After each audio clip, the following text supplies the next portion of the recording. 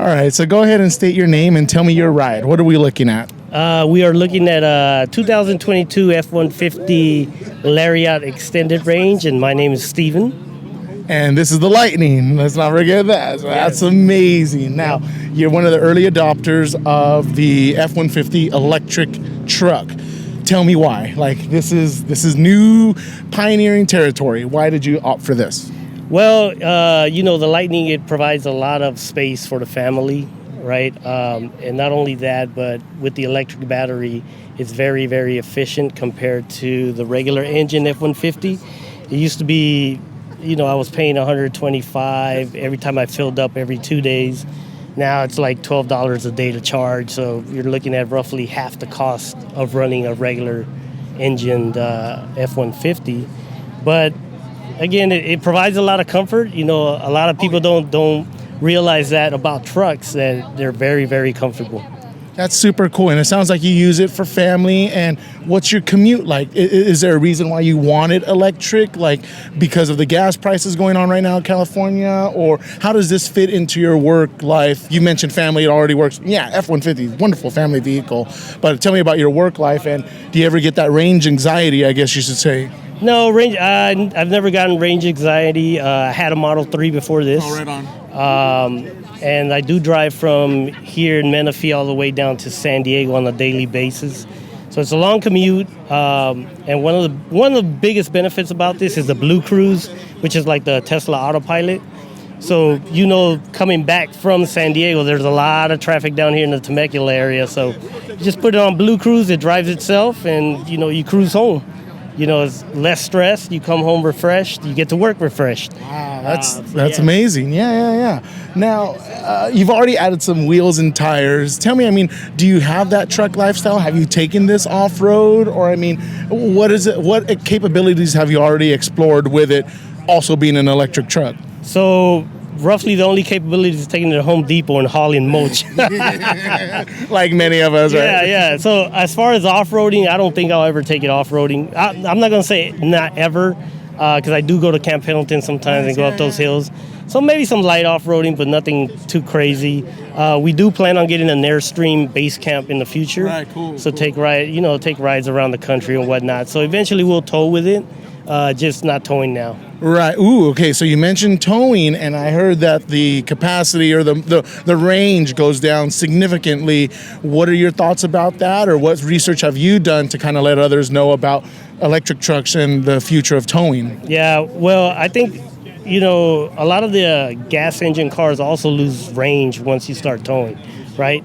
The biggest difference is there's a gas station everywhere, and it takes about 5 minutes to fuel up. So people don't think about it. They hook their trailer, take off, and they don't have to plan for it. With an EV, you have to plan for it. The range is cut maybe in half. So like this particular one, if you're towing about 10,000 pounds, you're only going to go roughly 150 miles. Depending on how fast you go, how much cargo you actually have, other than the trailer. Right. So you have to plan your route, make time for charging, and, just deal with it. You have to get out and stretch anyway, right? So, especially with kids don't want to take 5 minutes. They'll take 10, 15 minutes running around. So that's your charging time, So you're equating the no difference than towing with gasoline as towing with electric, other than a little more careful planning. Planning and time. So time, you're going. Oh yeah, because of the charging, right? In itself. Yeah, now, have you run into any of the issues where you needed a charge and the charging station wasn't working, or it wasn't taking your credit card? You've already been a Tesla adopter. Could you describe to us what is it like living that charging life outside of your house, where you got to charge at the Target across the street? Well, obviously Tesla is number one at that. When I had my Tesla, there was never any issues with charging. I have had experiences here with Electrify America where it just doesn't charge. It just doesn't charge, and you have to move to another charger to make it work. But once it starts working, Electrify America, it works. It's decent. I've only done it once or twice. I've tried other chargers. They tend to work on a regular basis. Chargers here at Pechanga and Paula actually are free. Oh wow! So because they want you there. Yeah, right. Yeah, of course. But once you plug it, those work. Those are like no-name blink chargers or whatnot, Gotcha. and they work. They charge, so it's good. All right, so yeah, I always hear these horror stories about there's only 4 charging stations and 2 of them are working, 2 of them are only working, one of them's not taking my credit card, and I'm curious about that anxiety outside of your comfort zone or outside of that range, and like you mentioned, that planning. Mm-hmm. A couple more questions.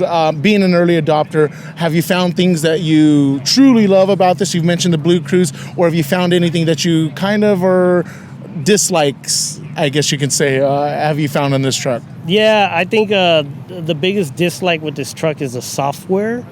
All the electronics. Yeah, not necessarily that the software doesn't work, but Ford has a lot of catching up to do to Tesla as far as entertainment inside the system, and as far as the app. So the Ford Pass app is terrible. It's just pretty much it's garbage. It's very difficult to, when I'm at home charging, to see, open up the app, change the charging settings. I have to come to the truck to actually do it. So there's all those extra steps and all that. So, right, Ford, if you're listening, software, keep working on that. Yeah, so Tesla is like real easy. Gotcha. Yeah. All right, and I do not own an electric car yet, and I know in 15 or 20 years, California is trying to push that full electrification with no more new cars being gasoline cars. You've already adopted a Tesla before, and now you have this. What are your thoughts of the California mandate and the rest of the United States going electrified? I think it's a terrible decision. Mainly because not everyone can have a charger at home, not everyone has solar panels at home, and not everyone can afford an electric vehicle. There's still a need for gas cars. Now, make them more efficient, yes. Make them, 50, 60 miles per gallon or something, where people fill up less. But mandating that, hey, only new dealers sell, electric cars, I think you're going to have a lot of manufacturers that are going to leave the state, or people are just going to go buy, over in Arizona. Right, that's Nevada. what I was thinking. Is that what I'm going to have to do in the exactly. future? Yeah. And I think people have this conception that, people who own EV cars, that's all they want is EV cars, and that's not true. I have a Miata. Nice. I love my gas cars. I see BMW M3s and all this. I love those cars, so I might still want to buy a sporty gas car in the future. But you're still doing your part. But I'm still doing my part with the EV, and EVs has its place for certain situations, but other situations it doesn't. Absolutely. Well, I think again, thank you for your time. Mm-hmm. I'm going to do another quick walk around with my camera, but again, I really appreciate your time, and this is really cool. Early adopter, so congrats, and thank you for coming out to this. I appreciate it.